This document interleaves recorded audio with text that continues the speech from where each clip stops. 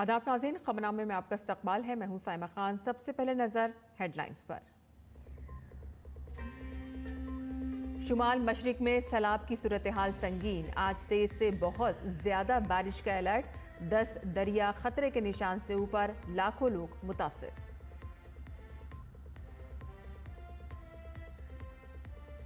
Operation सिंदूर के तहत भारत के तमाम वफूद ने दिया मुतफ़िक़ा बयान। पाकिस्तान बना दहशतगर्दी का मरकज।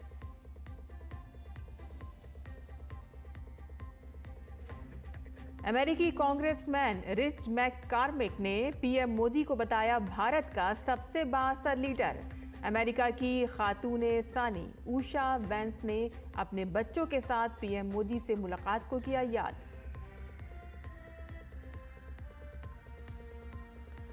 सरयू से राम मंदिर तक जश्न में डूबी अयोध्या। राम दरबार की प्राण प्रतिष्ठा की रस्म शुरू। रस्म 5 तारीख को सुबह 11:25 पर होगी खत्म। और अहमदाबाद के नरेंद्र मोदी स्टेडियम में आज होगी आईपीएल टाइटल की जंग। रॉयल चैलेंजर्स बेंगलुरु और पंजाब किंग्स 11 होंगे आमने सामने।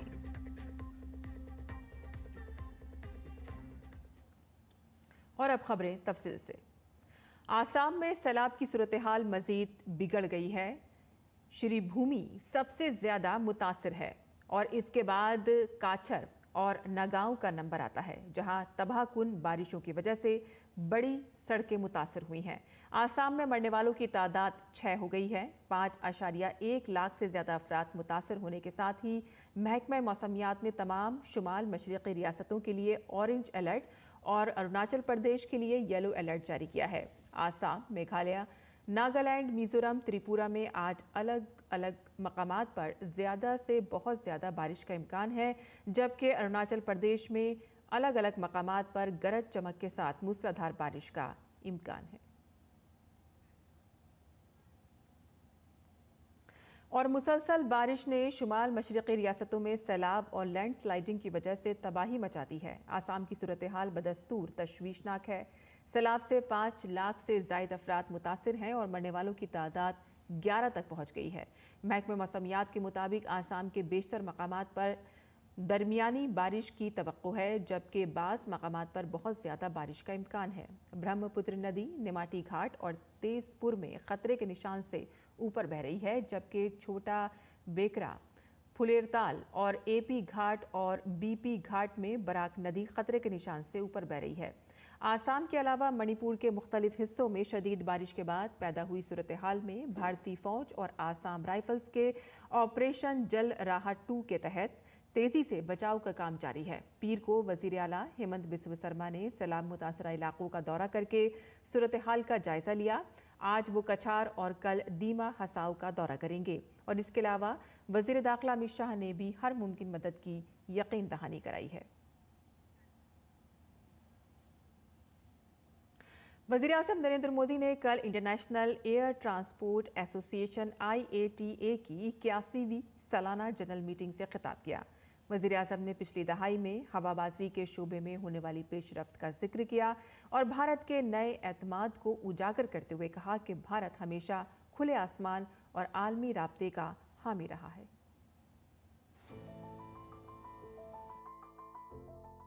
वज़ीर आज़म नरेंद्र मोदी नई दिल्ली के भारत मंडपम में वर्ल्ड एयर ट्रांसपोर्ट समिट से खिताब करने पहुंचे।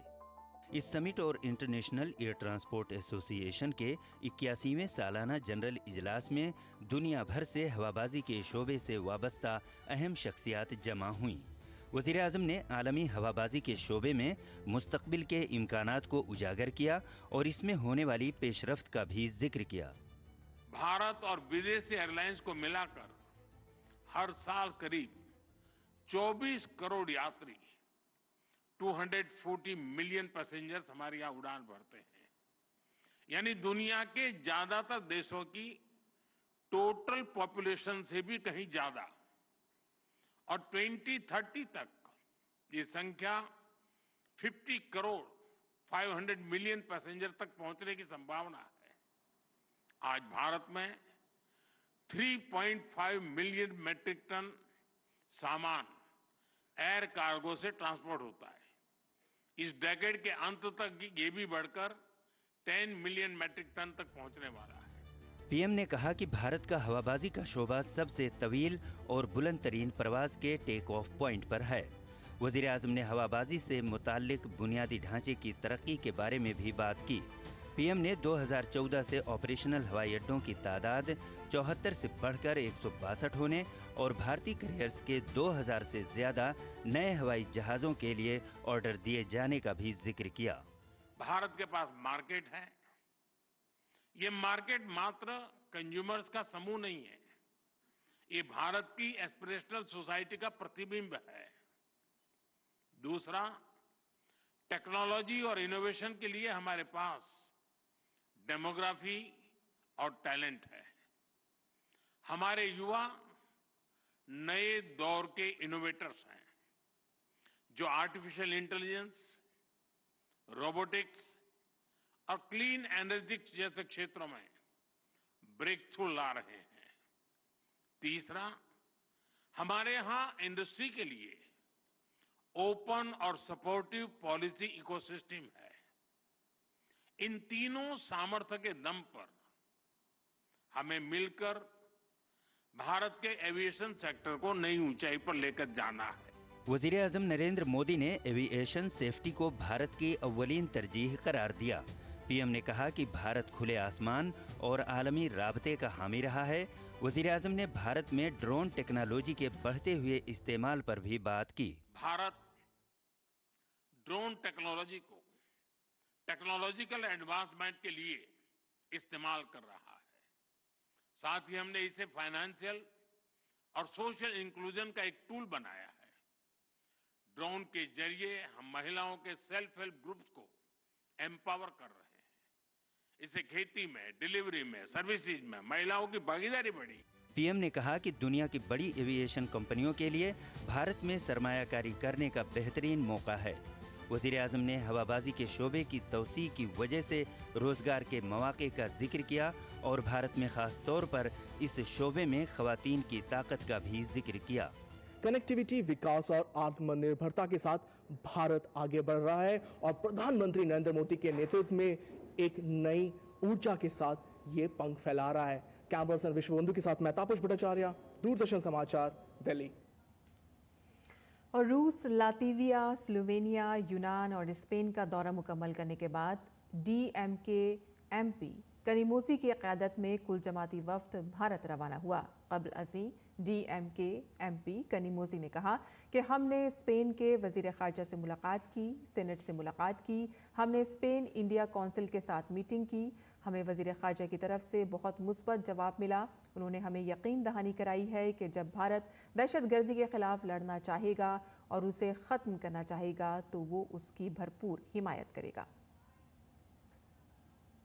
The delegation met with the foreign minister of Spain when we met the Senate, and we had a meeting with the Spain-India Council. We got a very positive response from the foreign minister. He assured us of support when India wants to fight against terrorism and bring an end to this. और BJP MP Vijayant पांडा की क़यादत में कुल जमाती वफ्द अपने 4 मुमालिक का दौरा मुकम्मल करने के बाद भारत रवाना हुआ। अल्जीरिया में होने वाली बातचीत के बारे में जानकारी देते हुए विजयंत पांडा ने कहा कि अल्जीरिया के साथ बहुत मुस्बत बातचीत हुई है। उन्होंने कहा कि अल्जीरिया भी पाकिस्तान की दहशतगर्दी का शिकार है। As with the other countries, the meetings in Algeria have been outstanding. Extremely fruitful, very friendly, very cooperative. Now, Algeria itself, like these other countries, has not only suffered terrorism, but Algeria has specifically suffered Pakistani terrorism. So they completely understand where we come. In their so-called black decade of the 1990s, they had a lot of terrorist activities, attacks. Algeria was also attacked by the Salafists who were trained in Peshawar in Pakistan. और NCP SP leader Supriya Sule की क़यादत में मिस्र पहुंचने वाला कुल जमाती वफ्द ने Cairo में उमूर ख़ारजा की कौंसिल के साथ मीटिंग की ऑल पार्टी वफ्द ने अल-हुरिया गार्डन में महात्मा गांधी के मुजस्मे पर गुलाए अक़ीदत भी नज़र किए। मीटिंग के बाद बीजेपी एमपी अनुराग ठाकुर ने कहा कि हमने यहाँ कामयाब मीटिंगें की हैं। पाकिस्तान की जानिब से सरहद पार से दहशतगर्दी हमारे मुल्क और पूरी दुनिया के लिए लम्हा फ़िक्र बन चुकी है। 26/11 और 9/11 तक पाकिस्तान ऐसी तमाम दहशतगर्दाना कार्रवाइयों में मुलव्विस रहा है। चुने हुए प्रतिनिधियों के साथ बैठक हुई, बहुत सफल रही। ये पाकिस्तान द्वारा प्रायोजित जो आतंकवाद है, क्रॉस बॉर्डर टेररिज्म है, ये अपने आप में एक बहुत बड़ा चुनौती बन गई है पूरे देश और दुनिया भर के लिए। 9/11 अटैक से 26/11 हमले तक और अब पहलगांव अटैक से लेके पहले उरी पठानकोट के हमले देखे जाएं, इन सब के पीछे पाकिस्तान की धरती से फलने फूलने वाला आतंकवाद और आतंकवादी संगठन जिम्मेदार है।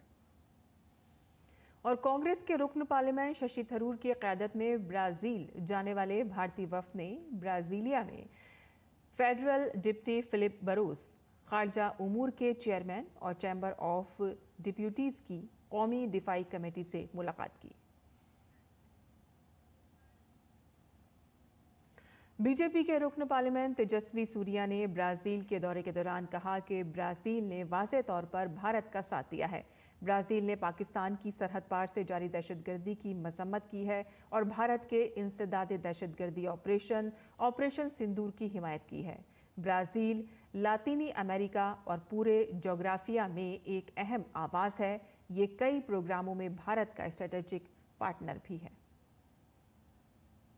तीनों मीटिंग्स में ब्राज़ील बहुत स्पष्ट रूप से भारत के पक्ष में बात रखी है, पाकिस्तान स्पॉन्सर टेररिज्म को कंडेम किए हैं और भारत के काउंटर टेररिज्म ऑपरेशन सिंदूर के पक्ष में साफ साफ भारत के पक्ष में बात रखे हैं।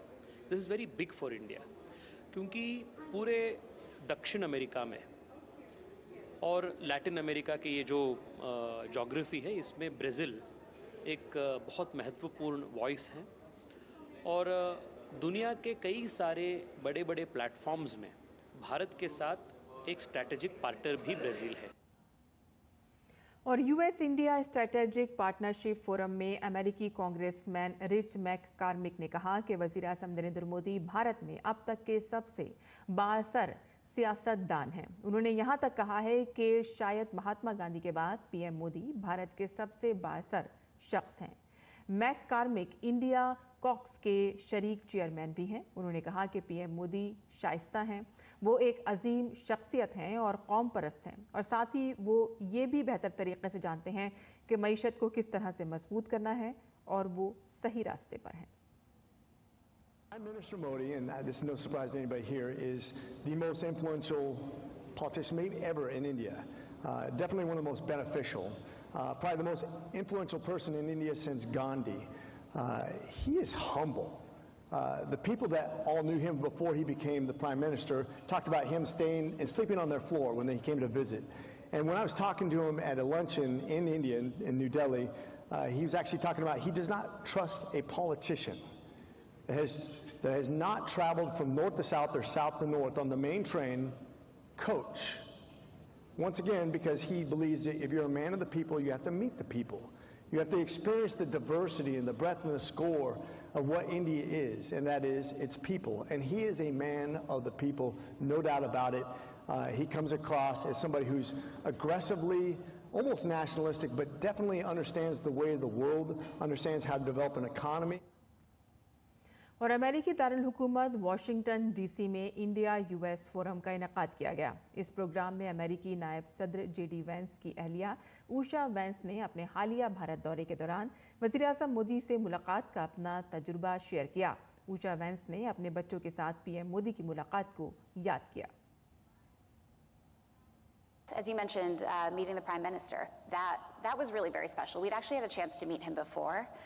So when we were able to visit his home, they just sort of ran up, they were hugging him. He was just incredibly kind and generous to them.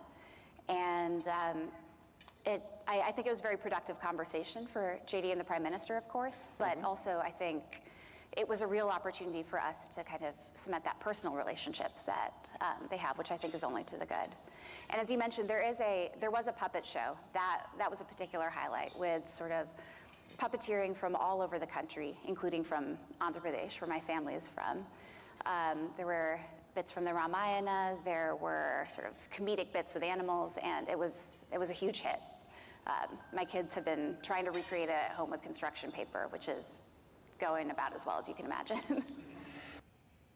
और अयोध्या एक बार फिर से तारीखी लम्हे का गवाह बनने जा रहा है। श्री राम जन्मभूमि मंदिर की तामीर में एक और बाब का इजाफा होने वाला है। अयोध्या के राम मंदिर में आज से राम दरबार और दीगर मंदिरों के प्राण प्रतिष्ठा की रस्म शुरू होगी। श्री राम जन्मभूमि तीर्थ क्षेत्र ट्रस्ट के जनरल सेक्रेटरी चंपत राय ने बताया है कि राम दरबार की प्राण प्रतिष्ठा और मंदिर के अहाते की पहली मंजिल पर वाक़ दीगर देवताओं के 8 मंदिरों में ये काम आज से 5 जून के दरमियान मुकम्मल हो जाएगा। उन्होंने कहा कि प्राण प्रतिष्ठा की रस्म में जो मूर्तियां नस्ब की जाएंगी उनमें शिवलिंग, गणपति, हनुमान जी, सूर्य देवता, भगवती, अन्नपूर्णा और शेष अवतार और श्री राम दरबार अहम हैं। असल प्राण प्रतिष्ठा 5 जून को होगी और इस मौके पर उत्तर प्रदेश के वजीर आला योगी आदित्यनाथ भी मौजूद रहेंगे। श्री राम जन्मभूमि पर प्रथम तल पर राम दरबार, परकोटा के 6 मंदिर, शिवलिंग, गणपति, हनुमान जी, सूर्य, भगवती और अन्नपूर्णा, और साथ ही साथ शेषावतार 8 मंदिरों की प्राण प्रतिष्ठा 3 जून, 4 जून, 5 जून को पूजन प्रारंभ होगा। और सीबीआई ने एक संगीन रिश्वत के मामले में बड़ी कार्रवाई करते हुए इंडियन रेवेन्यू सर्विस के एक सीनियर अफसर और एक और शख्स को गिरफ्तार किया है। इस मामले में दिल्ली, मोहाली, मुंबई और पंजाब में कई मकामात पर छापे मारे गए हैं। इन जगहों से तकरीबन 3.5 किलो सोना, 2 किलो चांदी और तकरीबन 1 करोड़ रुपए नकद बरामद हुए हैं और इसके अलावा 25 मुख्तलिफ बैंक खातों के दस्तावेजात और एक लॉकर, दिल्ली, मुंबई और पंजाब में कई जायदादों के कागजात भी बरामद हुए हैं। गिरफ्तार अफसर 2007 बैच का IRS अफसर है और वो इस वक्त दिल्ली में टैक्स दहंदगान की खदमात के डायरेक्टोरेट में एडिशनल डायरेक्टर जनरल के ओहदे पर तैनात थे। फिलहाल इन तमाम जायदादों की कुल मालियत का अंदाज़ा लगाया जा रहा है। सीबीआई ने कहा है कि अभी तफ्तीश जारी है और आने वाले दिनों में मज़ीद इंकशाफात मुतवक्के हैं। महात्मा बुद्ध की निशानियों को भारतीय फिजाइया के खुसूसी तैयारे के जरिए मुल्क वापस लाया गया है। इन निशानियों को कल देर रात वियतनाम के दनांग शहर से उड़ीसा के गवर्नर की क़यादत में दिल्ली के पालम एयरपोर्ट लाया गया। हमारे नुमाइंदे गिरीश निशाना ने महात्मा बुद्ध की निशानियों की मुल्क में वापसी का जायजा लिया। भगवान बुद्ध के पवित्र अवशेषों को वियतनाम के दा नांग सिटी से स्वदेश लाया गया है। आप देख सकते हैं पालम टेक्निकल पर इस समय ये भगवान बुद्ध के पवित्र अवशेष पहुंच चुके हैं। ये करीब 9 शहरों के अंदर वियतनाम में प्रदर्शित किए गए, जहां करीब 1 करोड़ 78 लाख से ज़्यादा लोगों ने भगवान बुद्ध के पवित्र अवशेषों के दर्शन किए। भारतीय वायुसेना के विशेष विमान द्वारा इन्हें ले जाया गया, जिसमें केंद्रीय मंत्री किरण रिजिजू ने इनका नेतृत्व किया और वापसी के दौरान उड़ीसा के राज्यपाल हरि बाबू इसको लेकर वापस आ रहे हैं।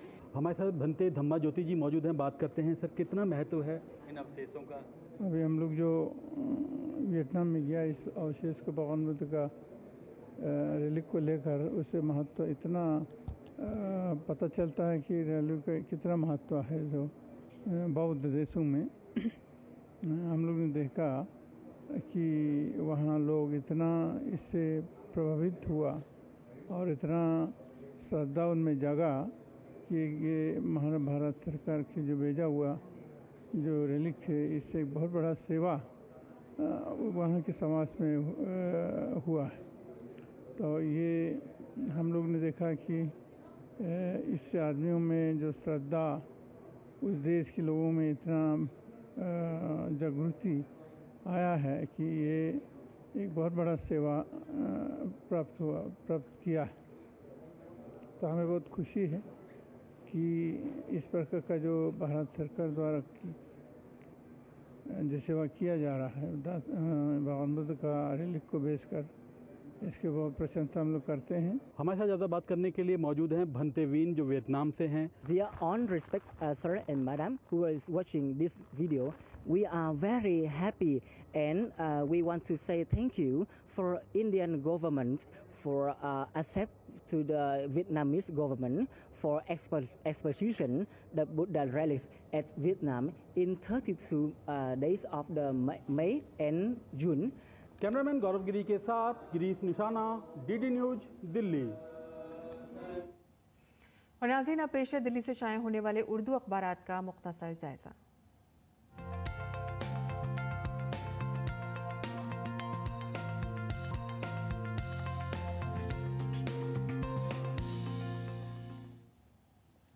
तो दिल्ली से शाया होने वाले उर्दू के अखबारात की अगर बात करें तो कुछ अहम सुर्खियां इस तरह से हैं कि पाकिस्तान के ख़िलाफ़ ऑपरेशन सिंदूर के बाद हुकूमत हिंद की जानिब से कई कार्रवाइयां की जा रही हैं, जिसमें दरअंदाजों को मुल्क बदर किया जा रहा है। वहीं बांग्लादेशी दरअंदाजों के ख़िलाफ़ सख्त कार्रवाई की जा रही है और इसी के तहत अब तक तकरीबन 2000 गैर कानूनी बांग्लादेशियों को सरहद पार करके उनके मुल्क भेज दिया गया है। आगे बढ़ते हैं। बांग्लादेश में नए करेंसी नोट जारी हुए हैं, जिसमें हैरत अंगेज़ तौर पर शेख मुजीब की तस्वीर अब हटा दी गई है। बांग्लादेश की हुकूमत ने नए करेंसी नोट जारी कर दिए हैं, जिसमें शेख हसीना वाजिद के वालिद और मुल्क के पहले सदर शेख मुजीबुर रहमान की तस्वीर वाले नोटों की जगह लेंगे। आगे बढ़ते हैं। वाज़ेह रहे कि हज का महीना चल रहा है और तमाम आज़मीन हज अपने सफ़र हज के लिए रवाना हो गए हैं, वहाँ पहुँच गए हैं। हज 2025 जहाँ दुनिया भर से लाखों आज़मीन की आमद मुतवक्के है, तमाम तैयारियाँ मुकम्मल हैं। वज़ीर दाखिला शहज़ादा अब्दुल अज़ीज़ ने इंतज़ामात का जायज़ा लिया और मनासिक हज का आगाज़ कल से शुरू हो जाएगा। आगे बढ़ते हैं, जहाँ ईरान की एटमी तवानाई के इदारे के सरबराह मोहम्मद इस्लामी ने वाज़ेह किया है कि यूरेनियम की अफजूदगी न सिर्फ ईरान का बुनियादी हक़ है, बल्कि ये मुल्क के जौहरी प्रोग्राम की सुर्ख लकीर है। उन्होंने कहा है कि कोई भी मुल्क इसमें मदाखलत नहीं कर सकता। तो ये थी अखबारात की सुर्खियाँ जो हमने आपके लिए चुनी थी। और आगे बढ़ते हैं, कुछ खेल की खबरें भी जान लेते हैं। जहां IPL का फाइनल आज पंजाब किंग्स और रॉयल चैलेंजर्स बेंगलुरु के दरमियान खेला जाएगा और दोनों ही टीमें अहमदाबाद के नरेंद्र मोदी स्टेडियम में आमने सामने होंगी। RCB ने पहले क्वालिफायर में पंजाब को 8 विकेट से शिकस्त देकर फाइनल में जगह बनाई है, जबकि पंजाब किंग्स दूसरे क्वालिफायर में 5 बार की चैंपियन मुंबई इंडियंस को शिकस्त देकर फाइनल में पहुंची है। और अब जो भी टीम फाइनल में जीतेगी वो पहली बार IPL ट्रॉफी जीतेगी। आलमी शतरंज चैंपियन डी गुगेश ने नॉर्वे शतरंज के 7वें राउंड में अर्जुन एरिगैसी को शिकस्त दी है।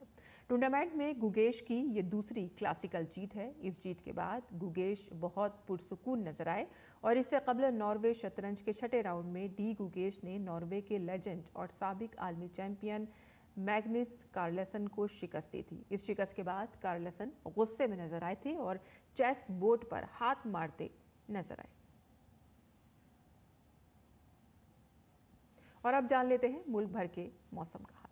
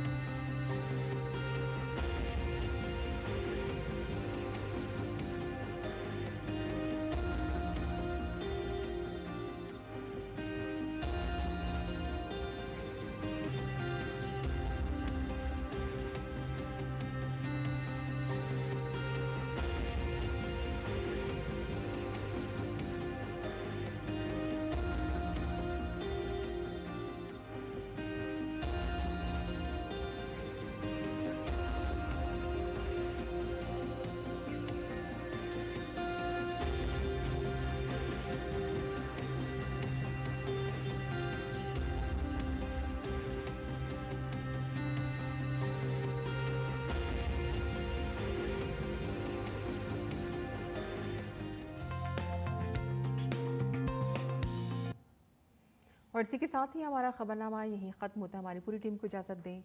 आदाब।